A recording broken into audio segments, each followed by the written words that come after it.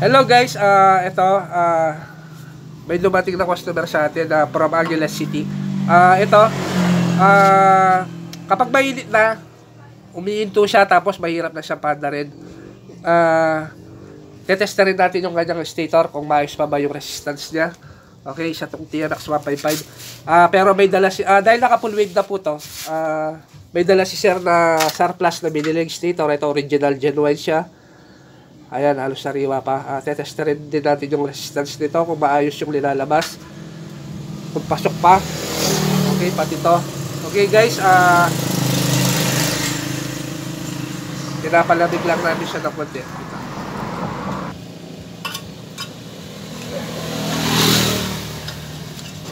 Ito yung itetest natin mga ka-motorworks. Dalawang wire na to.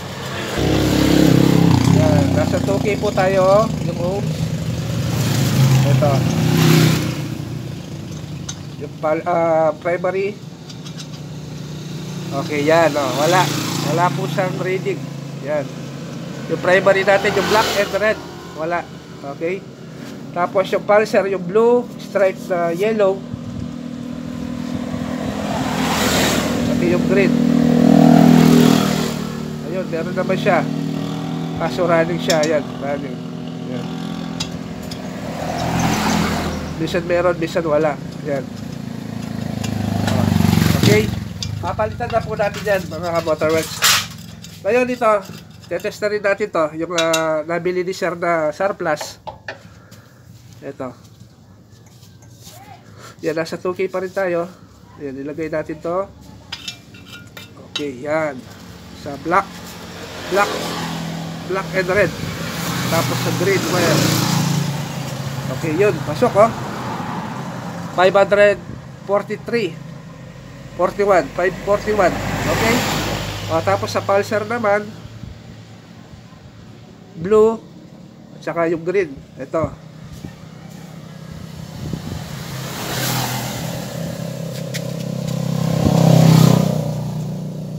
Ayun. Okay, nasa 233 siya, mga motorworks. Okay, pasok na pasok. Maayos. Okay, ito yung ipapalit natin. Ipo-full weight ko lamang to, mga motorworks, kasi naka-full weight po yung motor ni sir. Okay, i-rewind ko lang to. Ito, stock pa tong stator na bili ni sir. Ipo-floater natin yung ground nito. Ano natin, siya lang po naka-floated po yung ground nito. Ayan, stock pa. Hindi pa siya nagalaw.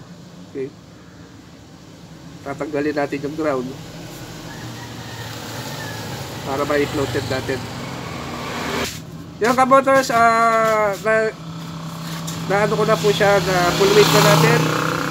Okay, wala na ground, floated na po yung ground niya. Okay.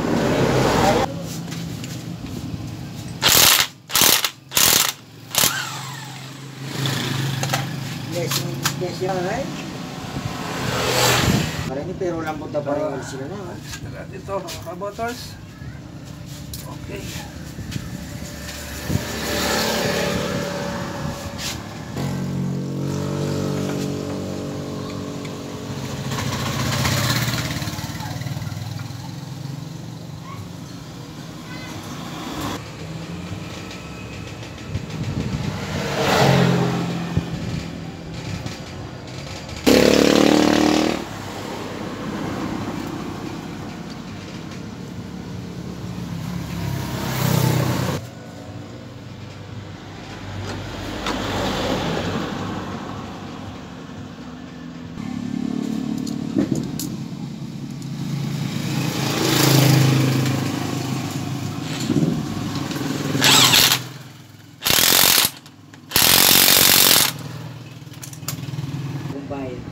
Okay, ito na.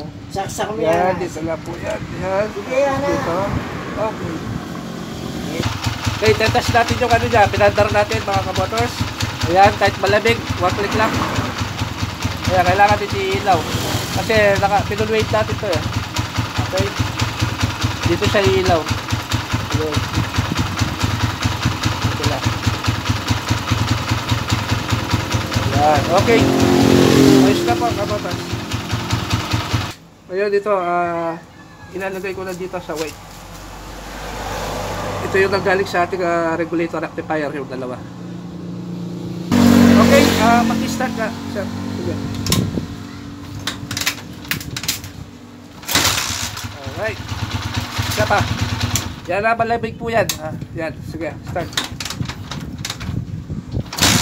Okay. Okay, ito po yung nagiging siya mga kabatas. Yung kanyang stator. Okay. Ito po yung nagiging siya niya. Okay, hanggang dito na lamang po. Shoutout sa inyo lahat. Okay. Okay, and God bless po. Bye-bye.